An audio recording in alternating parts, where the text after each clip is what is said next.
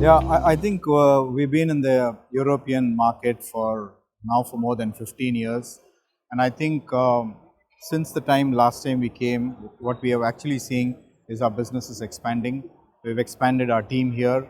And I think the focus is really shifting from a sustainability point of view, because I think when you talk to customers, they realize that Indian customers are far more conscious about sustainability practices, not just in the product that they're doing, but also in their practices, whether it's coming to governance and those kinds of things.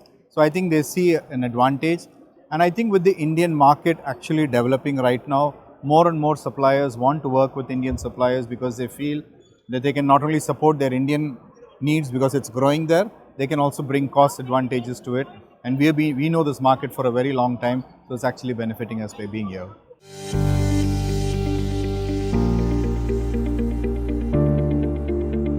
See, I think the most important thing that we see from Europe is they really set the standards, right? So we can't go with what we've been producing all this while. But this didn't happen just this year. This has been happening for the last 10 years. We supply to Daimler and all those things. They've set very high standards. And what actually it's doing to us is that whether it's coming to the, to low torque bearings, or when they're talking of the type of steel that you need, the kind of finishes that they need, they set the standard. And what it has done for us is it's ensured that we improve what we're making for the other customers as well in India. So for us, that's been the biggest learning for us.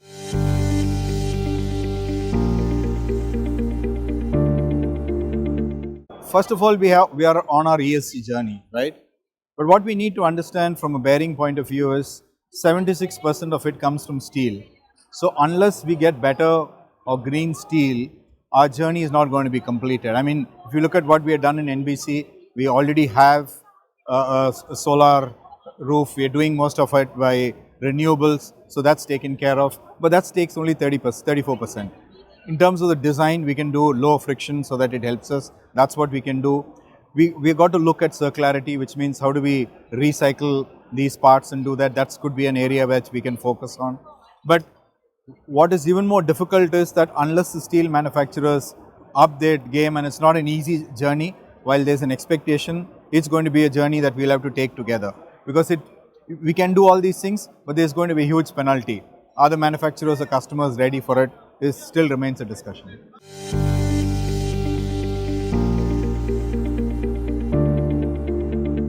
No, I don't think much has changed in that. I think one trend that has changed is more EV. In EV, the need for sensorized is becoming interesting. But otherwise, when it comes to the way the bearings are being prepared, or whether it's greasing and all these things, I don't see major changes, at least in the truck industry. It's only low friction, and a few customers who's asking it. Trials are going on, but other than that, I don't see a huge shift.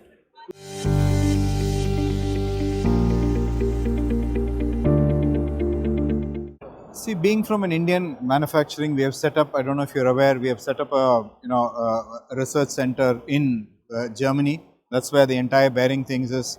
Andreas, who's there, takes care of it. We have got a team now. They're looking into material things. So they're also looking at, they understand deeply into the bearings, the designs, all these are coming.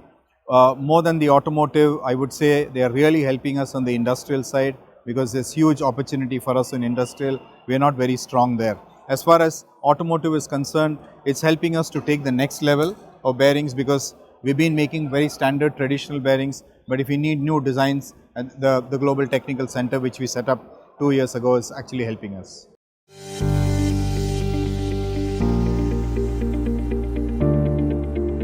For us, we're really not doing anything in the aftermarket at this stage. Our focus is not at the moment here, because we need to seed the applications here, right?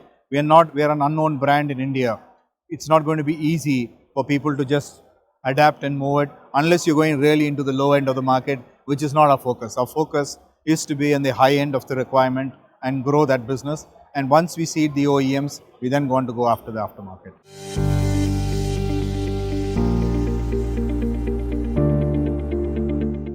I don't want to give you an exact value of the percentage, but it's a significant amount. of business that we do for the size of the business, right? Uh, we're also going to double that number. And for that, we have created a sales team, we have created an R&D team.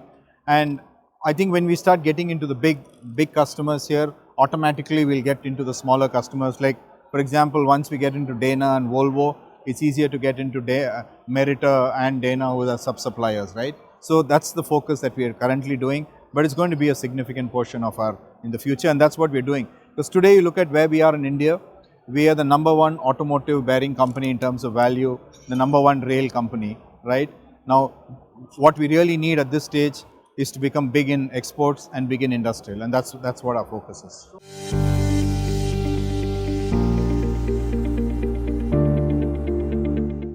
I think if there's one line we need to say, we have now earned the right, because we've been here for the last 10 to 12 years in critical applications at the #1 truck manufacturing company. So we know what our requirements are. We're ready to take on and start to supply to more and more people today.